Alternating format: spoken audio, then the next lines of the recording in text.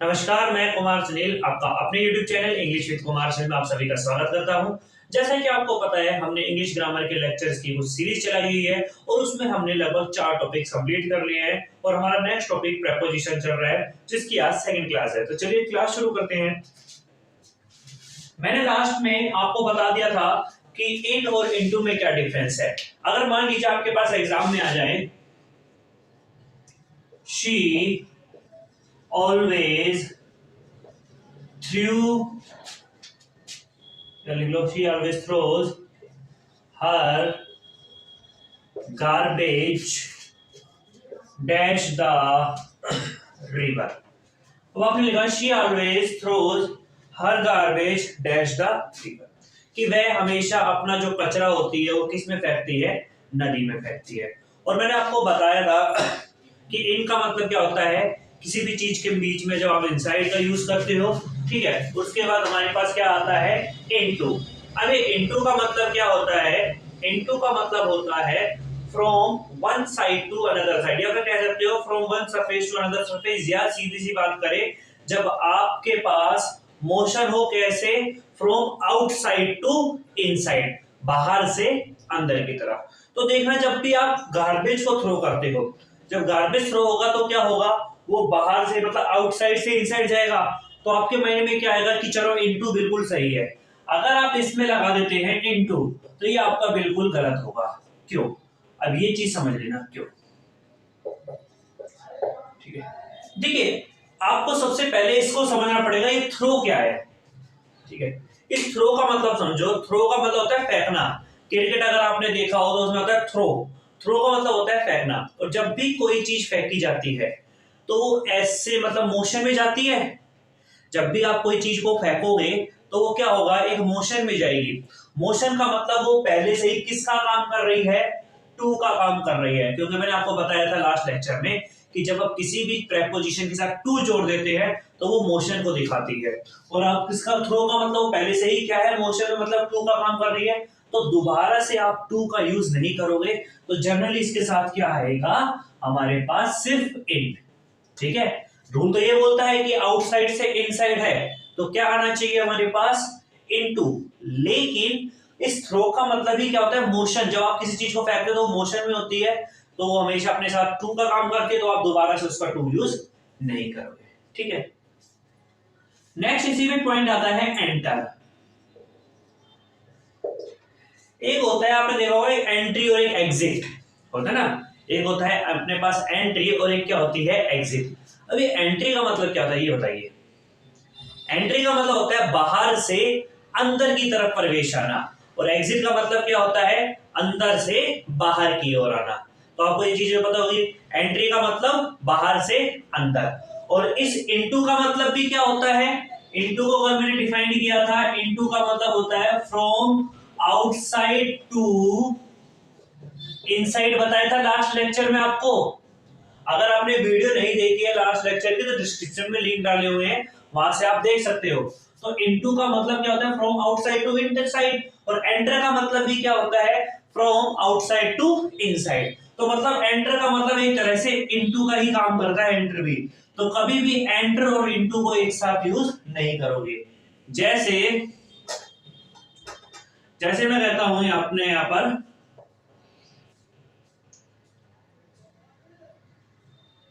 How dare you enter into my room। मान लीजिए आपके पास ये सेंटेंस आ गया, ये ए पार्ट है और ये अपना बी पार्ट है, ये अपना सी पार्ट है, और ये नो एरर अपना डी पार्ट है। ठीक है, तो ये चीजें हैं। हाउ डेयर यू, तुम्हारी हिम्मत कैसे हुई, एंटर इनटू माय रूम। बोलते ना, हाउ डेयर यू, तुम्हारी कैसे हिम्मत हुई मेरे रूम में घुसने की है, तुमने वैसे सिस्टम को नहीं लाया। तो वही वाली बात है, आपने काफी सीरियस में भी सुना होगा। तो देखिए, यहां पर जो अपने पास एंटर है और इनटू, ठीक है, एंटर का मतलब भी क्या होता है, बाहर से अंदर की तरफ, बाहर से अंदर की तरफ प्रवेश, और इनटू का मतलब भी सेम होता है। तो इस इनटू को आप हटा दोगे, ठीक है, तो क्या होगा, how dare you enter my room. ठीक है, अब देखिए, ये जो एंटर था ना, ये हमारे पास था फिजिकली। क्योंकि आप किसी चीज में फिजिकली घुस रहे थे, ठीक है। जब आप कमरे में एंटर करते हो तो आप फिजिकली एंटर होते हो, लेकिन लाइफ में कई जगह आप मेंटली भी एंटर होते हो, ठीक है। अब ये मेंटली एंटर क्या होता है ये समझना। जैसे कि कोई दो लोग बात कर रहे हैं और आप बीच में बोल दे, ठीक है, ये होता है आप खुद ना घुस के आपने मेंटली एंटर कर दिया, तो इसे बोलते हैं मेंटली। अगर दूसरी बात इसी में आता है, ये पहला केस है, और दूसरा केस क्या होता है, एंटर अपने साथ इनटू तो ले सकता है, लेकिन केस कैसा होना चाहिए, मेंटली, ठीक है। जैसे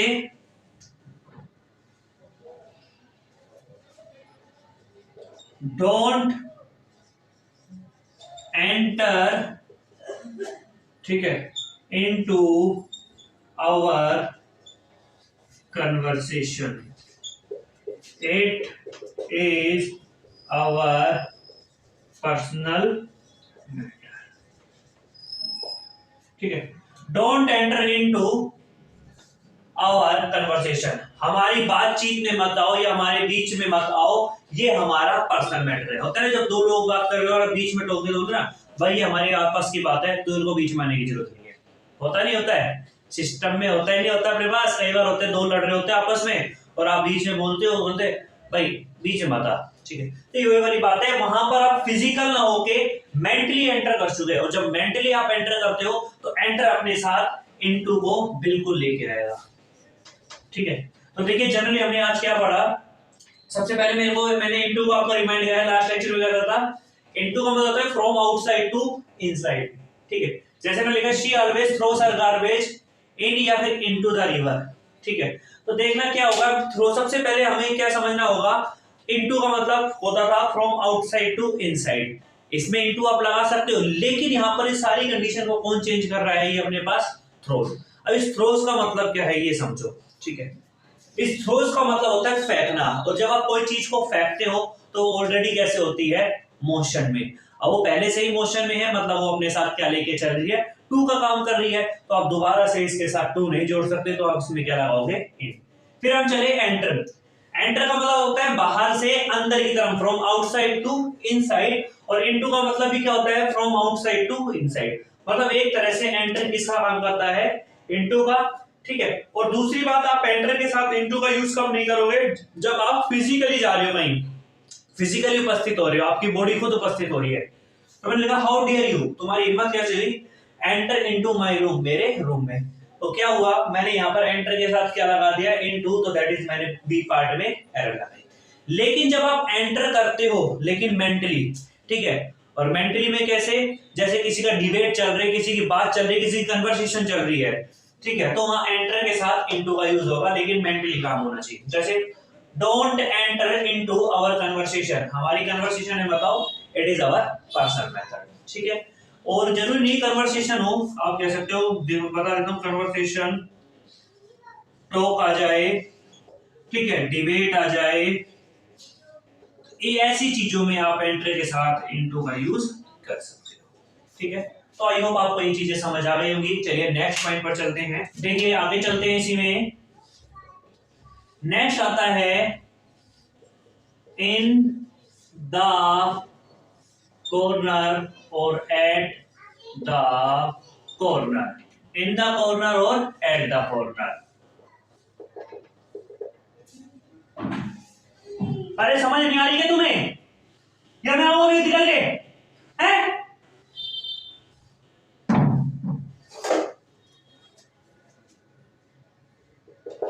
देखिए इन द कॉर्नर का यूज कहां पर होगा, जहां आपके पास क्लोज स्पेस होगा, यानी बंद जगह होगी। और एट द कॉर्नर का मतलब कहां होगा, जहां पर आपके पास ओपन स्पेस होगा, ठीक है। तो देखिए एग्जांपल से समझते हैं इस बात को। जैसे मैं कहता हूं there should be a was dash the corner of the room, ठीक है। इस वास का मतलब होता है फूलदान। देयर शुड बी वास, एक वास होना चाहिए, फूलदान होना चाहिए, dash the corner of the room. अब आपको ये बताना है रूम कैसा स्पेस होता है, ओपन स्पेस होता है या फिर क्लोज स्पेस होता है। तो रूम की बात करें तो रूम हमारे पास कैसा होता है, क्लोज स्पेस, और क्लोज स्पेस के लिए क्या होता है अपने पास, इन द कॉर्नर। ठीक है, अब मैं लिख देता हूं there are always some hooligans dash the corner of the street। अभी होलीगन्स का मतलब होता है टपोरी टाइप में, जो चाय की टपरी के पास सुट्टा उट्टा ही लगाते, सुट्टा ले ले भाई, एक गोल्ड फ्लैग दे दे, एक रेगुलर ले ले, एक मेलब्रो दे दे, ठीक है, एक रेगुलर टिप्पर दे दे। तो वही चीज होती है हमारे पास होलीगन्स, जिनका काम क्या होता है, गेड़िया मारना, बाइक लेके गेड़िया, गेड़िया का मतलब होता है इधर उधर घूमना। ठीक है, वो छपरी टाइप में आप वो देखते हैं ना, वही। तो ठीक है, there are always some hooligans dash the corner of the road, sorry street. अब देखिए गली की बात करें तो गली कैसा स्पेस है आपके पास, गली एक ओपन स्पेस है। ठीक है, गली कैसा स्पेस है, ओपन स्पेस है, और ओपन स्पेस का मतलब हमारे पास क्या होगा, एट। ठीक है, तो देखिए क्या पढ़ा हमने, इन द कॉर्नर और eight the corner. In the corner का यूज कैसा होगा, क्लोज स्पेस के साथ, और एट द कॉर्नर का स्पेस कैसा होगा, ओपन। तो मैंने कहा देयर शुड बी अ वास, वास का मतलब फूलदान, dash the corner of the room, कि रूम के कोने पर क्या होना चाहिए, एक फूलदान होना चाहिए। तो रूम कैसा था हमारे पास, क्लोज स्पेस था, तो क्लोज स्पेस का मतलब हमने क्या लगा दिया यहाँ पर, इन। ठीक है, देयर आर ऑलवेज सम हooligans at the corner of the street. अभी स्ट्रीट कैसा स्पेस है, स्ट्रीट हमारे पास ओपन स्पेस है, और ओपन स्पेस के लिए क्या होगा, एट। तो आज हमने क्या पढ़ा, इन द कॉर्नर और eight the corner. I hope आपको यहां तक समझ आ गया होगा। चलिए आगे चलते हैं। नेक्स्ट आता है बिटवीन एंड अमंग। अब देखिए दोनों हमारे पास प्रेपोजिशन है, बिटवीन एंड अमंग, लेकिन यूज कैसे होगा, आप थोड़ा सा यूज और समझते हैं। बिटवीन का जो यूज होता है फॉर टू पीपीटी, जब आपके पास दो प्लेस पर्सन थिंग हो, और अमंग का मतलब मोर देन टू पीपीटी, जब आपके पास दो से ज्यादा प्लेस पर्सन या फिर थिंग हो। ठीक है, पीपीटी लिख देता हूं मैं, लोगों को अगर परेशानी हो तो। पीपीटी का मतलब होता है, ये कंप्यूटर मत कर लेना, पावर पॉइंट प्रेजेंटेशन ऐसे करके। पीपीटी का मतलब होता है प्लेस होगा, पर्सन होगा, या फिर कोई थिंग होगी। ठीक है ना, जैसे I was standing in a Q, Ramesh and Mohan. ठीक है, आई वॉज स्टैंडिंग, मैं खड़ा था, इन ए क्यू, क्यू का मतलब पंक्ति में, रमेश एंड मोहन, किनके बीच, रमेश और मोहन। तो दो पीपीटी की बात हो रही है, और दो पीपीटी की बात हो रही, तो हम क्या करेंगे अपने पास, बिटवीन। ठीक है, दो पीपीटी की बात हो रही तो हम क्या लगाएंगे, बिटवीन। मैं कह देता हूं the rich distributed blankets dash the poor. The rich, अमीर ने, डिस्ट्रीब्यूटेड का मतलब होता है बांटे, क्या, ब्लैंकेट्स का मतलब कंबल, द पुअर का मतलब गरीबों में। तो देखिए जब भी आप कोई चीज बांटते हो, तो ये तो है नहीं कि दो लोगों को बांट के वापस आ जाओगे, तो दो से ज्यादा में ही बांटते हो, भंडारा होता है, तो ये तो है नहीं कि दो लोगों को पूरी सब्जी हलवा दे और भाई खत्म।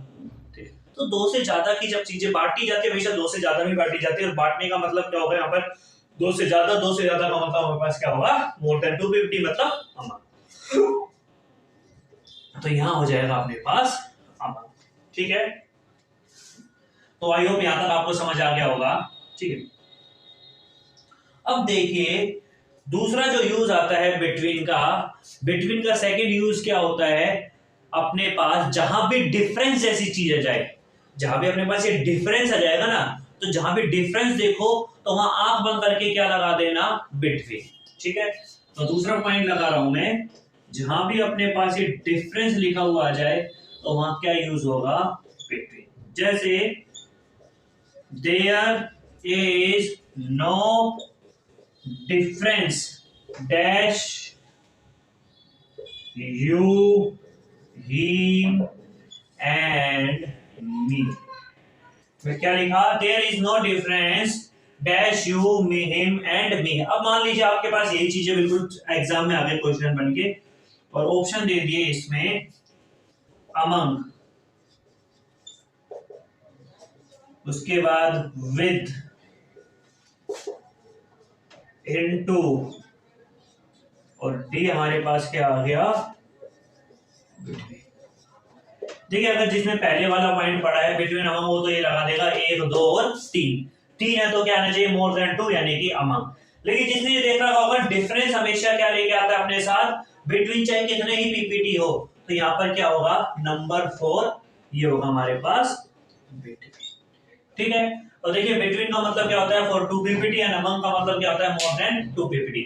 अब ये पीपीटी क्या है, पीपीटी का मतलब होता है प्लेस पर्सन और थिंग। ठीक है, जैसे मैंने लिखा I was standing in a Q between Ramesh and Mohan, मैं खड़ा था पंक्ति में किनके बीच, रमेश और मोहन। तो ये हमारे पास पहला पर्सन और ये दूसरा पर्सन। अब दो की बात हो रही है तो दो का मतलब हमारे पास क्या होगा बिटवीन। उसके बाद है the rich distributed blankets among the poor, और जब भी आप कोई चीज बांटने की बात करते हो तो हमेशा दो से ज्यादा लोगों में वो चीजें बांटी जाती है। ठीक है, और दो से ज्यादा का मतलब हमारे पास मोर देन 2 पीपीटी होगा, 2 पीपीटी का मतलब मोर देन 2 पीपीटी मतलब अमंग। ठीक है, फिर हमारे पास है डिफरेंस। जहां भी आपको ये डिफरेंस लिखा हुआ आ जाए तो आप अमंग और बिटवीन में से क्या लगाओगे, बिटवीन चाहे पर्सन 3 हो 50 हो। ठीक है, तो क्या लिखाओगे there is no difference dash you him and me. तो 3 पर्सन हो गए 1 2 और 3, कहने को तो मोर देन 2 पीपीटी है लेकिन हमारे पास क्या हो गया डिफरेंस आ गया, और डिफरेंस की वजह से हमारे पास क्या हो गया बिटवीन। ठीक है, तो आई होप आपको यहाँ तक समझ आ गया होगा। चलिए आगे चलते हैं। इसी में तो जो प्रेपोजिशन पढ़ाई जा रही है वो बिल्कुल बारीकी से हर एक चीज को बता के कि कैसे प्रेपोजिशन का यूज किया जाता है। आपने शायद अब तक ऐसे ही पढ़ा हो कि रट लिया इसके साथ, ये रटने का काम नहीं है। रटने के लिए अगर होंगी तो वो फिक्स प्रेपोजिशन होंगी जो आपको खुद ही याद करनी पड़ेगी। ठीक है, लेकिन जो सिचुएशनल है उसको सिचुएशन के हिसाब से सारी चीजों को समझाया जाएगा। अब देखिए होती है रेसिप्रोकल रिलेशन। रेसिप्रोकल रिलेशन अभी अमंग और बिटवीन ही चल रहा है। ठीक है, रेसिप्रोकल रिलेशन। अब ये रेसिप्रोकल रिलेशन क्या होती है, अब ये देखना, मैं कहता हूं ए बी और सी, ए का बी से रिलेशन है, बी का सी से और सी का ए से। ठीक है, ये से हम क्या बोलते हैं रेसिप्रोकल रिलेशन। क्या ए का बी से रिलेशन, बी का सी से रिलेशन, तो सी का भी ए से रिलेशन होगा। या सीधी सी बात में देख कह दूं, आप आईपीएल मैच देखते हो तो उसमें 2 ग्रुप बांट दिए जाते हैं ए और बी। तो एक एक सारे मैच मतलब एक ही सारी टीमों के मैच कभी ना कभी बी की किसी टीम से होंगे, ऐसे वर्ल्ड कप में होता है।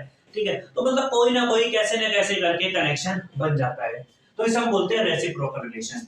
और रेसिप्रोकल रिलेशन है तो अपने साथ क्या लेके आएगा हमेशा बिटवीन, वहां चाहे प्ले पीपीटी 2 हो या 2 से ज्यादा हो। ठीक, जैसे मैं कह देता हूं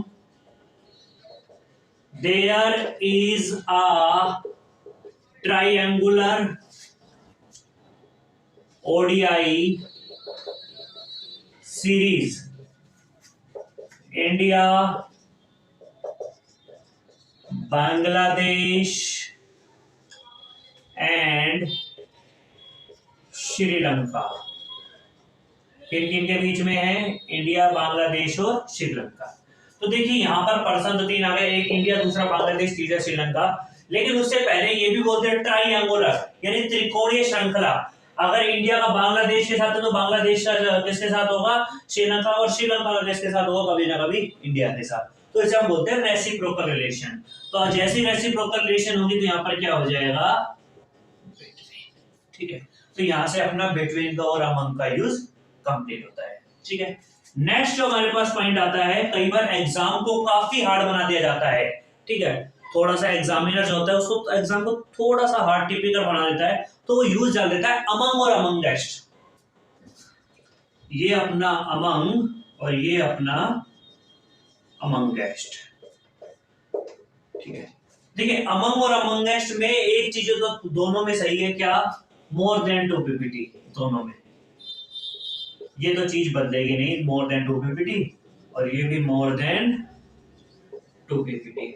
अब डिफरेंस क्या है, ठीक है, डिफरेंस क्या है, अमंग का जो यूज होगा वो होगा कॉन्सोनेंट सराउंडिंग वर्ड्स के लिए। ठीक है, कॉन्सोनेंट सराउंडिंग वर्ड के लिए, और इसका जो यूज होगा वो क्या होगा, वोवल सराउंडिंग वर्ड्स के लिए। ठीक है, अभी पता लग जाएगा ये कॉन्सोनेंट सराउंडिंग क्या है और वोवल सराउंडिंग क्या है। जैसे मैं कहता हूं ही शेयर्ड हिज एक्सपीरियंस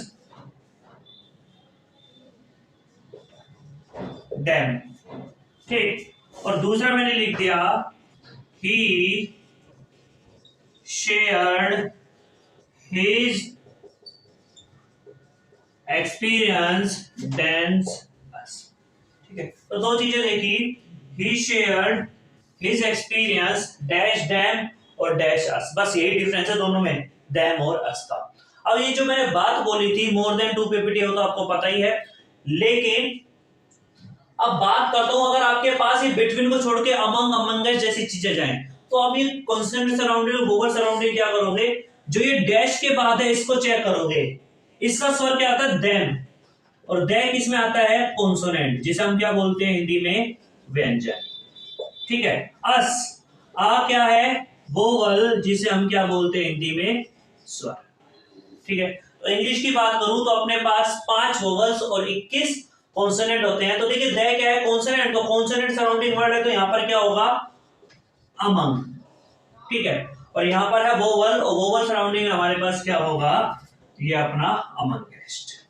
ठीक है, वैसे जनरली आता नहीं है, लेकिन एग्जाम थोड़ा सा हार्ड कर दे या टिपिकल कर दे तो वो अमंग और अमंगेस्ट में डिफरेंस के लिए एक एरर डाल देता है।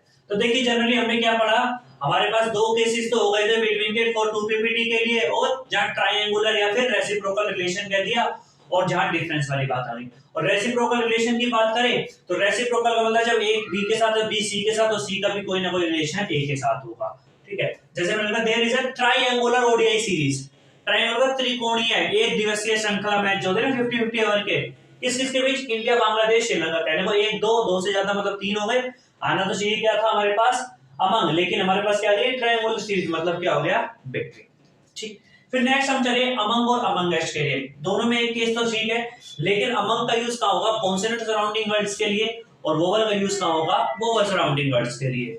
तो देखिए जैसे मैंने कहा, अभी पता कैसे लगेगा, हमने दो सेम सेंटेंस लिए, बस लास्ट में क्या कर दिया, देम और अस। देम का मतलब प्रोनाउंसिएशन क्या था, दे से शुरू हो रहा था, दे क्या होता है हमारे पास, व्यंजन, व्यंजन का मतलब कॉन्सोनेंट, और कॉन्सोनेंट है तो हमारे पास क्या आएगा, अमंग। फिर हमने कहा अस, अस का मतलब ए से शुरू, मतलब स्वर, स्वर का मतलब वोवल, वोवल का मतलब हमारे पास क्या होगा, अपने पास अमंगेस्ट। ठीक है, तो आई होप यहां तक आपको भी ये चीजें बहुत अच्छे से समझ आ रही होंगी। तो आज की वीडियो में आप इतना ही रखते हैं, कल मिलेंगे फिर इसी समय। और अगर आपको वीडियो अच्छी लगती है, वीडियो को लाइक कीजिए, शेयर कीजिए, सब्सक्राइब कीजिए, और बेल आइकन को दबाना ना भूलिए। चलिए कल मिलते हैं, तब तक के लिए बाय, सिस्टम को बनाए रखें, जय बाबा की।